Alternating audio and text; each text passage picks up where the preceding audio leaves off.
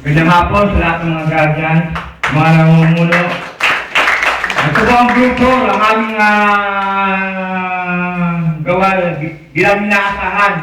Talagang naman inaasahan natin ang dapat ay magkakilala ang lahat ng miyembro o samahan ng guardian. Kasi alam na natin tayo magkakilala. Gaya nga sa atin yung sa natin kabro, nagpunta ng kapera, inisnag, yan ang dapat natin sa puso sa isip. Ang magkaroon ng magkakilala, magkaroon ng bonding ang bawat isa, ang bawat samahan. Kasi talagang ang dapat natin asahin, ganyan eh, bonding. Yung walang sinaban, walang ano. Para kung saan nga magkita, greet nyo, para yan natin.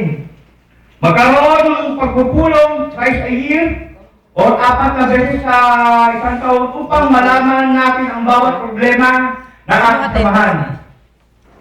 Ang number 4, ang masunod ang mga bylaws ng ating samahan upang maging maayos at hindi magkaroon ng mga awayan o tampon-unggitan.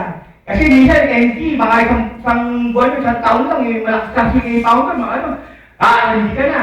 Kailangan natin talagang naayon o nakapagdabot ayaw mo dito. Ito ang ating dapat asahan sa ating samahan. Ang magagawa naman natin ay ganito.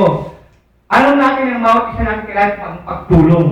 Kaya ang ating mga tulong para sa kapayapaan at sa mga nagiging sakuna. Kasi tayo bilang isang dagat, ang ano ay tumulong at magkaisa. Gaya sa magkatulungan tayo. Sa lahat. Maraming salamat po. Ang aming group number 4 ay binubuo ni ang inyong lingkod, si Wen Villanueva, Rodinho, RMG Jack ng Tiger Trading, MG Roger, Tiger 20, MG Snake, Tiger 14, MG Eric, Tiger 14, MG Nakamura, Tiger 14, MG Mer, Tiger 21, GAF Manny, Villamor Air Base, MG Mang ng Villamor Air Base, Mr. MG Roha ng Tiger 20, at RMG Press Rola ng Tiger 84. Maraming salamat po. Buwan ang gatas!